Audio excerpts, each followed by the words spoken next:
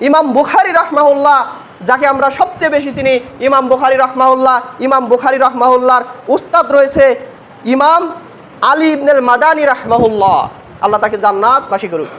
এই আলী ইবনুল মাদানী রাহমাহুল্লাহ, তাকে একই প্রশ্ন করা হয়েছে যে নাজাতপ্রাপ্ত দলকে তায়েফাতুল মানসুরা, নাজাতপ্রাপ্ত দলটি কোনটি দল? এই ইমাম বুখারীর উস্তাদ যে আলী ইবনুল মাদানী রাহমাহুল্লাহ, তিনি বলছেন হুম আহলুল হাদিস, অর্থাৎ মুক্তিপ্রাপ্ত যে দলটা, সেই দলটাই হচ্ছে আহলে হাদিস। সুবহানাল্লাহ। কে? ইমাম বুখারী রাহমাহুল্লাহর উস্তাদ, যার কাছে ইমাম বুখারী জ্ঞান অর্জন করেছে। ইমাম বুখারীর শিক্ষক হচ্ছেন কে? আলী ইবনুল মাদানী রাহমাহুল্লাহ। এই আলী ইবনুল মাদানী রাহমাহুল্লাহ বলতেছেন তায়েফাতুল মানসুরা হচ্ছে আসহাবুল হাদিস বা আহলে হাদিস। সুবহানাল্লাহ।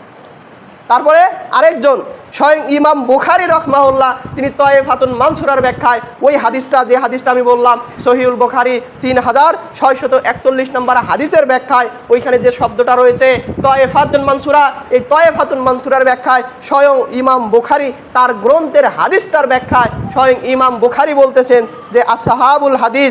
ইমাম বুখারী তিনি বলছেন যে তায়েফাতুল মানসুরা, এই নাজাতপ্রাপ্ত দলটি হচ্ছে আসহাবুল হাদিস, অর্থাৎ হুম আহলুল হাদিস, তারাই হচ্ছে নাজাতপ্রাপ্ত দল, তারাই হচ্ছে সুসংবাদপ্রাপ্ত দল, তারাই হচ্ছে মুক্তিপ্রাপ্ত দল।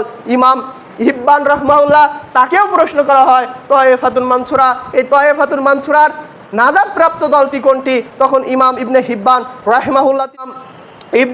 রাহমাহুল্লাহ তিনি বলছেন কিয়ামত অবধি পর্যন্ত যে দলটি আল্লাহ তাআলা কৃত সাহায্যপ্রাপ্ত হবে সেটা হচ্ছে আহলুল হাদিস। সুবহানাল্লাহ।